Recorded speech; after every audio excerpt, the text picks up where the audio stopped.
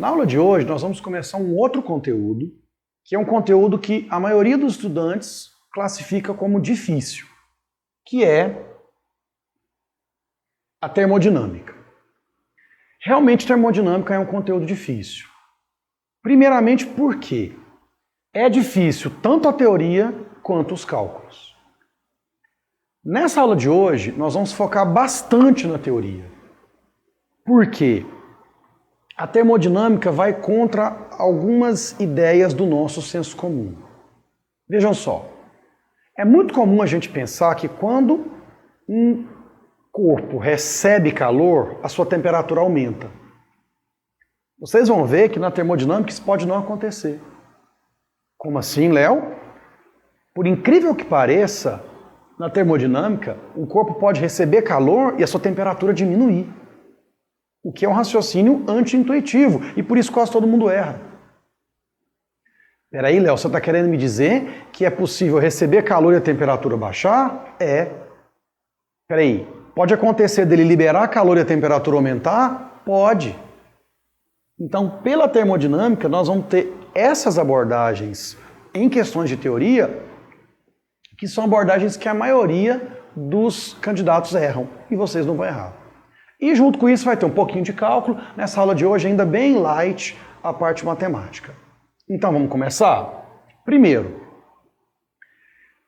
a termodinâmica ela vai estudar basicamente as relações entre esses três elementos aqui, ó.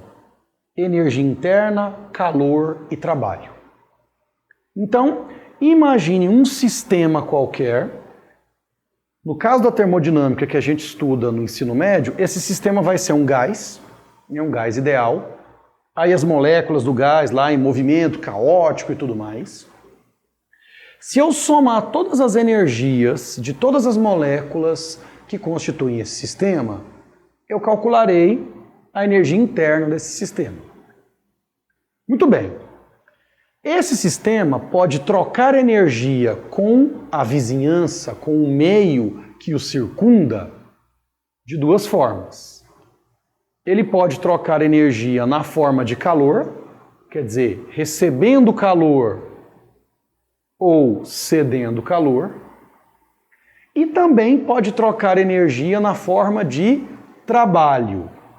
Atenção, recebendo energia na forma de trabalho ou cedendo energia na forma de trabalho. Então, como energia pode entrar e sair, tanto na forma de calor quanto na forma de trabalho, isso pode fazer, melhor dizendo, com que essa energia interna varie. Se entrar mais energia do que sai, a energia interna aumenta.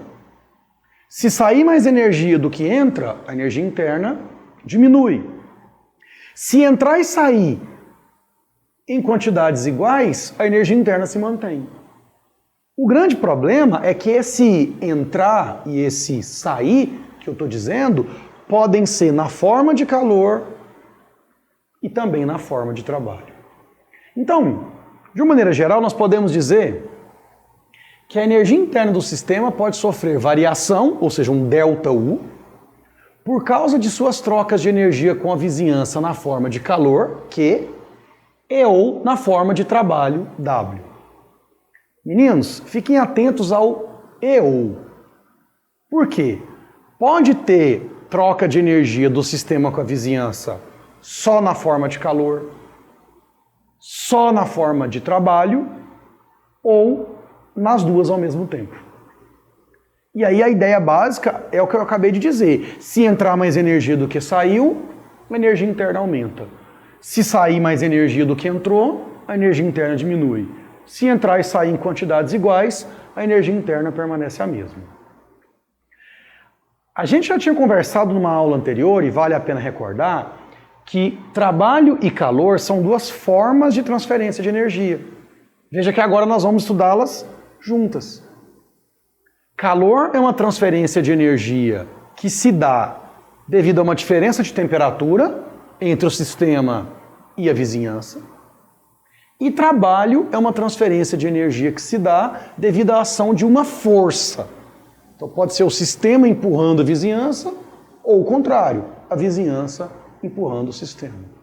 Então não se esqueçam, tanto calor quanto trabalho são formas de se transferir energia para um sistema. Muito bem. Já vamos aqui olhar uma primeira questãozinha. A figura abaixo mostra dois momentos de um cilindro metálico dotado de um êmbolo em cujo interior se encontra um gás encerrado em equilíbrio. No segundo momento, o gás recebe uma quantidade de calor que, sobre esse evento, assinale o que for correto. Então vamos lá. 01. Esse não é nem da aula de hoje, a gente já conversou sobre isso em aulas anteriores. Vamos ver se todo mundo está lembrado. O calor isoladamente descreve o estado do sistema. Não. O que é o calor? Que a gente já tinha visto em aulas anteriores e estamos vendo de novo hoje. O calor é uma transferência de energia que ocorre devido a uma diferença de temperatura. Então, se a temperatura externa for maior do que a do sistema, o sistema recebe calor. Se for menor, o sistema cede calor. Então, o calor não tem nada a ver com o estado do sistema. O calor é uma forma desse sistema trocar energia com a vizinhança. Tudo bem? Vamos lá para o 2. As variáveis de estado P, V e T descrevem os estados de equilíbrio do sistema. Aí sim, vamos lembrar lá de suas aulas de química, também na física. Um gás perfeito, um gás ideal, tem seu estado definido por 3 variáveis: pressão, volume e temperatura absoluta. Então, realmente, não é à toa que são chamadas de variáveis de estado de um gás ideal. Verdadeiro, né? Vamos lá. 4. No segundo momento, o aumento do volume do gás torna o trabalho nulo. Veja que o êmbolo subiu. Então ele diz que o trabalho é nulo. Não. Nós não vimos que o trabalho é uma transferência de energia que ocorre devido à ação de uma força. Uma força empurra esse êmbolo para cima, então há uma realização de trabalho. Portanto, eu não posso dizer que esse trabalho é nulo. 8. O calor e o trabalho descrevem as transformações do sistema. Sim, porque o calor e o trabalho são as duas maneiras pelas quais esse sistema troca energia com a vizinhança. E ao trocar a energia, isso altera o seu estado. Então essa alteração do estado, essas transformações, insisto, elas podem ocorrer pela troca de calor, pela troca de trabalho ou ambas ao mesmo tempo. É estranho, né, falar troca de trabalho. Então eu posso dizer assim, ó, troca de energia na forma de calor, troca de energia na forma de trabalho. Beleza? Vamos lá, o 16. O gás contido no sistema é veículo para a realização de trabalho. Sim, porque é o gás que vai exercer essa força no êmbolo para empurrar o êmbolo, realizando assim o trabalho. Então, ele é um intermediário para essa realização do trabalho. Ok? Então, para a gente fechar essa primeira parte. Termodinâmica, eu tenho um sistema, eu tenho a vizinhança. Esse sistema pode trocar energia com a vizinhança na forma de calor, na forma de trabalho ou ambas ao mesmo tempo. E quando ele troca energia com a vizinhança, isso faz variar a sua energia, que é a chamada energia interna. Quem relaciona essas 3 grandezas matematicamente é a primeira lei da termodinâmica, que diz que a variação da energia interna do sistema é a quantidade de calor que ele troca com a vizinhança menos o trabalho que ele troca com a vizinhança. Veja, energia não some, energia não aparece do nada. Então, o quanto a energia interna aumenta, vamos supor que ela aumente, né? O quanto ela aumenta, Depende de quanto entrou e de quanto saiu. Na forma de calor, na forma de trabalho. Ou o quanto a energia interna diminui depende de quanto saiu e de quanto entrou, na forma de calor, na forma de trabalho. Ou se a energia interna se mantiver a mesma, é porque o que entrou é igual ao que saiu, na forma de calor, na forma de trabalho. Ok? Então, o fundamento que está por trás da primeira lei da termodinâmica é esse que vai ser explorado nessa questãozinha. Vamos? A primeira lei da termodinâmica é uma forma de expressar A. E aí? A, B, C, D ou E. A primeira lei da termodinâmica é uma forma de expressar a lei da conservação da energia. Porque a energia do sistema vai variar, aumentar ou diminuir, dependendo do quanto de energia ele recebeu e do quanto de energia ele cedeu. Sendo que esse recebimento e essa liberação podem ser nas formas de calor e ou trabalho. De maneira que não some energia nem aparece energia do nada. Ou seja, a primeira lei da termodinâmica expressa a lei da conservação da energia. Tudo jóia? Tá vendo que a parte teórica não é complicada. Vamos lá. Agora, na questão para a gente fazer um pouquinho de conta. A energia interna U de uma certa quantidade de gás que se comporta como gás ideal, contida em um recipiente, é proporcional à temperatura T. E seu valor pode ser calculado utilizando a expressão U igual a 12,5 T. A temperatura deve ser expressa em kelvins e a energia em joules. Se inicialmente o gás está a temperatura T igual a 300 kelvins e em uma transformação a volume constante recebe 1.250 joules de uma fonte de calor, sua temperatura final será qual valor? Então vamos lá? Nós temos que variação da energia interna, quantidade de calor menos o trabalho, que é a primeira lei. Falou que o sistema recebe 1.250 joules de calor a volume constante. Nem expande, nem contrai. Isso quer dizer que nem o sistema empurrou o meio, nem tampouco o meio empurrou o sistema. Ou seja, não houve troca de energia por ação de força. Em outras palavras, não houve troca de energia na forma de trabalho.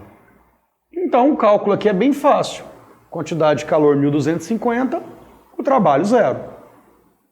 Então, a variação da energia interna vai ser de 1.250.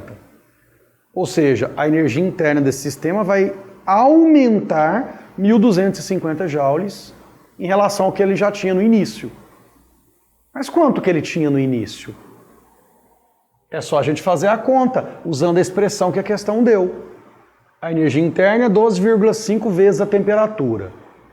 No início, a temperatura era de 300 kelvins. Então, se a gente fizer o cálculo, a energia interna inicial, 3.750 joules. E ela vai sofrer uma variação de 1.250. Então, a gente acha a energia interna final.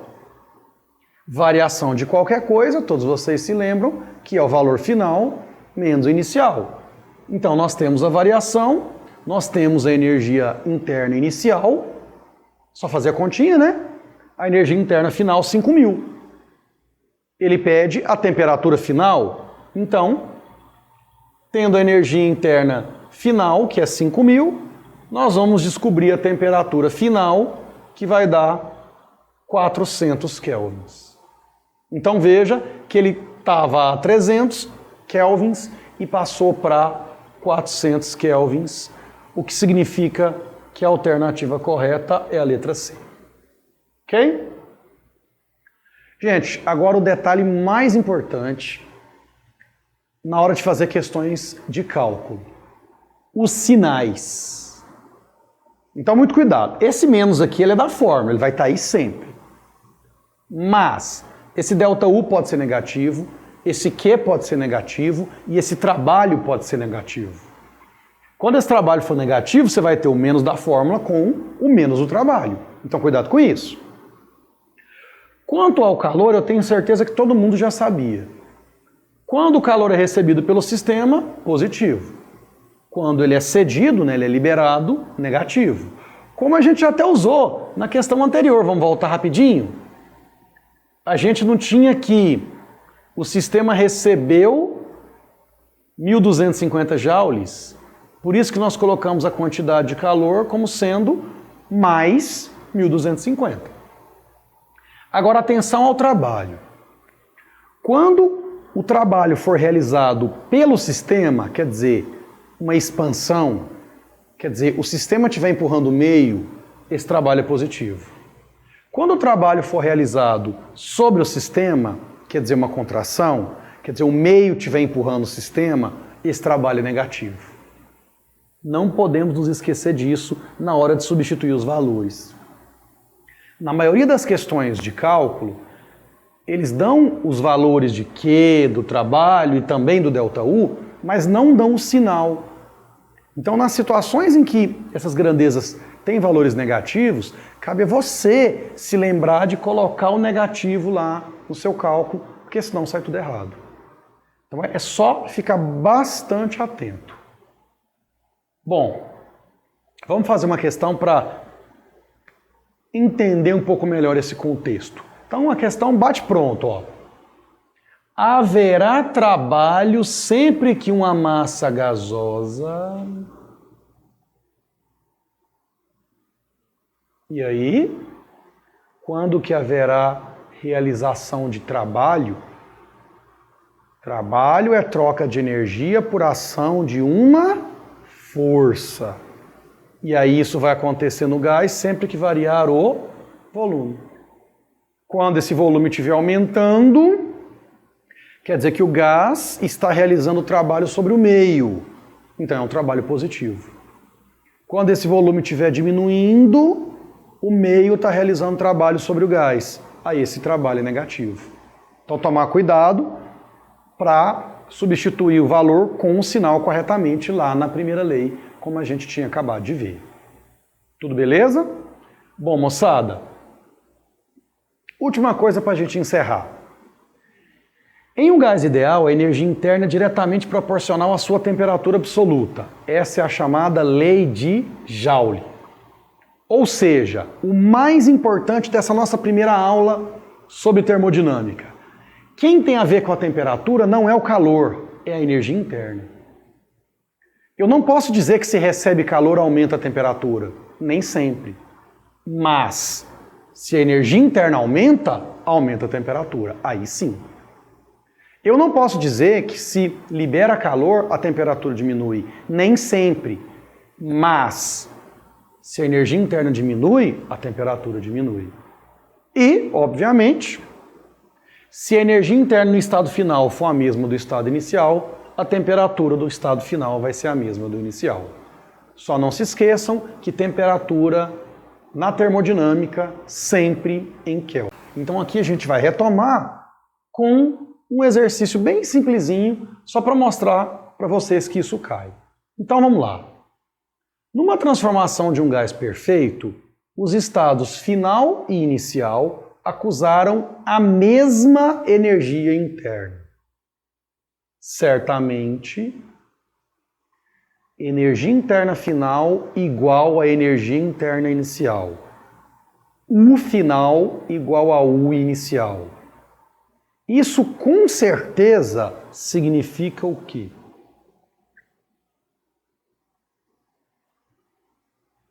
Vamos lá? Quem está relacionado à energia interna não é a temperatura?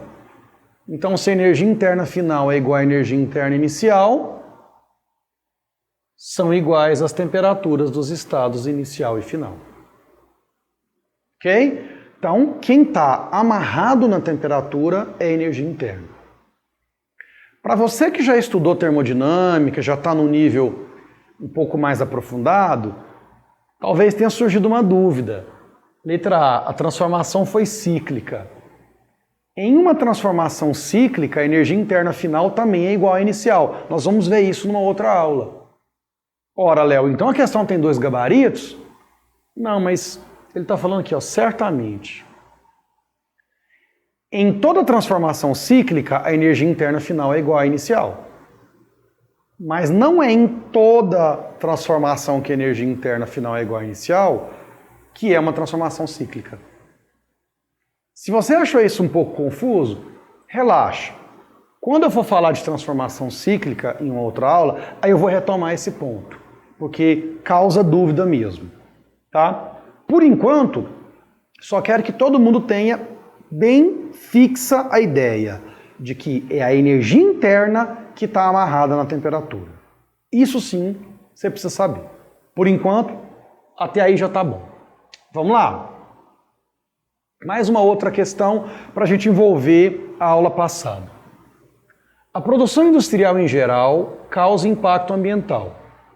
Para a confecção de uma garrafa plástica, por exemplo, são necessários os processos de destilação do petróleo e de moldagem do plástico, que são poluentes. De acordo com a primeira lei da termodinâmica, o processo industrial de transformação da matéria-prima pode ser entendido como um processo de alteração da energia interna dessa matéria, o que depende do calor absorvido ou emitido e do trabalho realizado ou sofrido. Lembra, gente, a aula passada foi toda sobre isso. A variação da energia interna do sistema depende do calor que ele troca e do trabalho que ele troca com a vizinhança. Então vamos lá, qual foi a pergunta? Pode-se aumentar a energia interna de uma certa quantidade de matéria fazendo-se com que... Então veja, aumentar a energia interna, aumentar o valor de U, significa que esse valor de U no final é maior do que no início. Para o U final ser maior que o U inicial, eu terei que o ΔU é maior do que zero, ou seja, é positivo. Uma variação da energia interna positiva. Em resumo, o que a questão quer saber é em qual dessas situações eu terei um ΔU positivo. Vamos lá? A base é a primeira lei. Então, letra A. Ceda calor quando o trabalho for nulo. Então, o trabalho vai ser zero e o sistema vai ceder calor. Então, o calor vai ser negativo.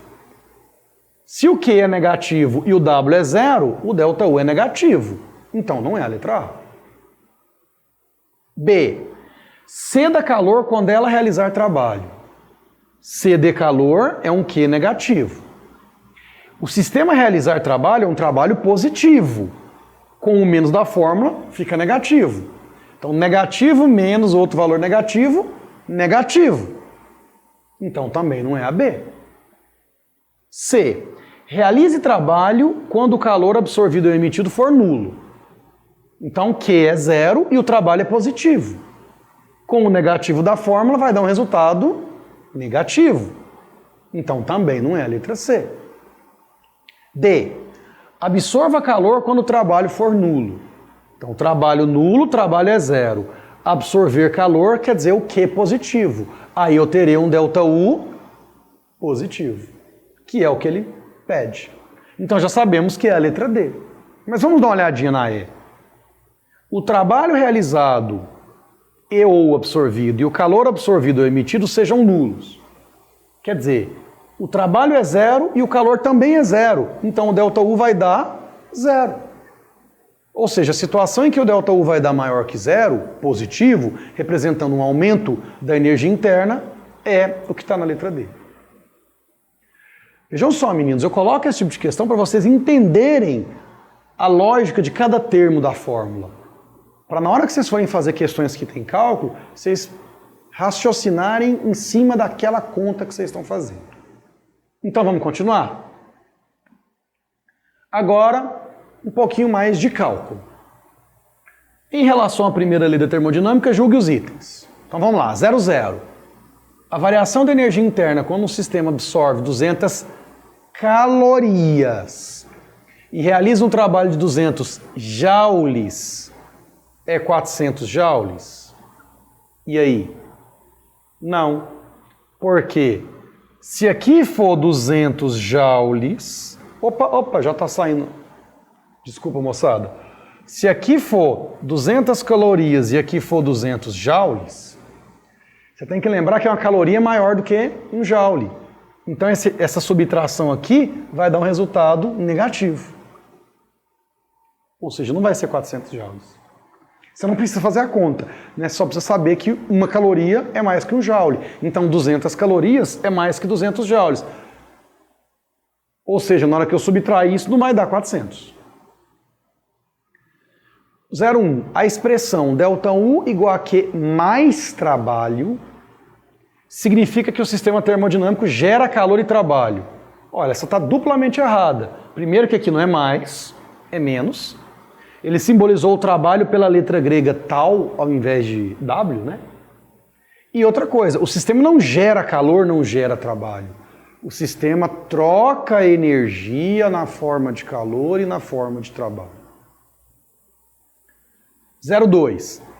Um sistema que cede 50 calorias para o meio ambiente e recebe um trabalho de 150 joules tem variação da energia interna negativa. Cede 50 calorias, então aqui o Q é negativo 50 calorias. Vocês lembram que uma caloria é mais ou menos 4 joules? Então aqui menos 50 calorias daria menos 200 joules. Recebe um trabalho de 150. Recebe trabalho é um trabalho negativo. Com esse menos da fórmula, menos com menos mais.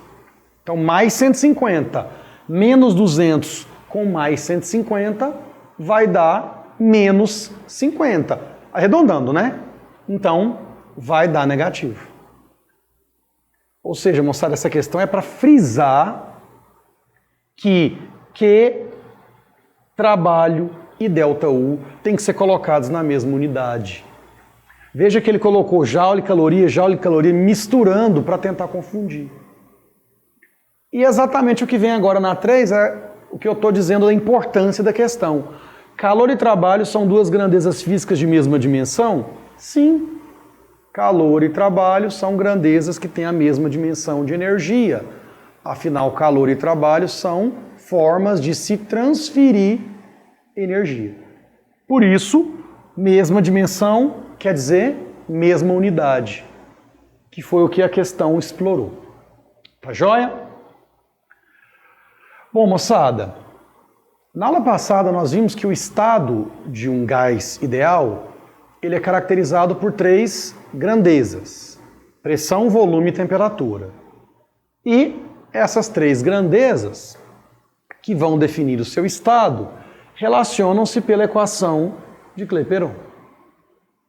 O nosso objetivo aqui é lembrar que na equação de Clapeyron eu tenho a temperatura e relacionar isso com a lei de Joule, que a gente viu também na aula passada, que a energia interna tem a ver com a temperatura. Então vai ter muita questão em que a gente vai analisar pelo Clapeyron para julgar o que está acontecendo com a energia interna. Um detalhe que eu sempre enfatizo muito é que na hora de jogar na equação de Clapeyron é a unidade de R que vai definir a unidade da pressão e do volume. Agora eu vou explicar isso melhor, porque muita gente erra de bobeira porque não fica atento às unidades de medida, tá? Então cuidado com a unidade do R. Então vamos lá, gente. P é a pressão, V é o volume, N é o número de mols, o R é a constante universal, que vai ser dada para vocês, e o T é a temperatura absoluta. Temos que lembrar que o número de mols é dado pela massa sobre a massa molar, quer dizer, a massa da minha amostra gasosa sobre a massa molar daquele gás, né, daquele tipo de gás. E temperatura absoluta, não pode esquecer disso, hein? É temperatura em Kelvin. E temperatura em Kelvin é a temperatura em Celsius mais 273. Tá? Então, Clapeyron relacionado com lei de Joule. Agora eu vou mostrar para vocês as duas coisas amarradas. Vamos lá? Os dois valores de R que você encontra basicamente nas questões são esses. E aí, como eu estava dizendo, é o R que define a unidade. Então, se vier esse aqui, pressão em ATM, volume em litro. Se vier esse aqui, cuidado, pressão em Pascal, que é o mesmo que Newton por metro quadrado, e volume em metro cúbico. Se você tiver que passar de Pascal para ATM e vice-versa, a questão vai dar para você a relação de conversão. Mas, se tiver que passar de metro cúbico para litro, talvez não dê. Todo mundo tem que saber que o metro cúbico corresponde a 1000 litros. E, para fechar essa questão da unidade medida, lembrar que esse R aqui, ó, o 8,31 Joule por mol Kelvin, é que está em unidades do SI. Então a unidade do SI para pressão é Pascal, que é o mesmo que Newton por metro quadrado, e para volume é metro cúbico. Beleza? Então vamos agora aplicar tudo que vimos na aula passada e nessa nos gráficos. A maioria das provas explora termodinâmica com gráficos, então vamos lá. O que você vai ter que saber para analisar o gráfico? Clapeyron e primeira lei da termodinâmica, não tem erro. Então vamos lá? Primeiro vamos avaliar as grandezas do Clapeyron. Então nesse gráfico, temperatura está constante. Nesse gráfico, volume, ó, se ele vem daqui para cá, volume aumentou. Pressão, não sei, sabe. Veja. Se a temperatura é constante, quer dizer que o lado direito na equação de Clapeyron é constante. O volume aumentou, mas o resultado tem que dar constante. Então, com certeza, a pressão diminuiu. Agora vamos para as grandezas da primeira lei. E aqui é onde eu quero que você fique atento. Quem tem a ver com a temperatura não é o calor. É a energia interna. Então, se a temperatura está constante, quer dizer que a energia interna está constante. Se a energia interna está constante, quer dizer que ela não varia. Ou seja, ΔU é zero. Não há variação da energia interna. Não há aumento nem diminuição da energia interna. Porque não há aumento nem diminuição da temperatura. Trabalho tem a ver com volume. Lembra da aula passada? Quando expande, trabalho realizado pelo sistema, positivo. Quando contrai, trabalho realizado sobre o sistema, negativo. Então, se está vindo aqui para a direita, se está aumentando o volume, se está expandindo, trabalho positivo. E aí, veja, apesar da temperatura ser constante, vai ter troca de energia na forma de calor? Vai. Olha só. Se o meu ΔU é zero, eu passo menos trabalho para o lado de lá, o Q e o trabalho serão iguais. Se o Q é positivo, ou melhor, se o trabalho é positivo, o Q é positivo. O que significa que numa transformação como essa, o gás recebeu calor. Veja, aqui está um monte de coisa que uma questão pode explorar. Vamos lá, vamos frisar mais. Um outro gráfico. Então, vai aqui do estado 1 para o estado 2. Insisto, as equações que você tem que saber são essas. Então vamos lá. Primeiramente os termos ligados ao Clapeyron.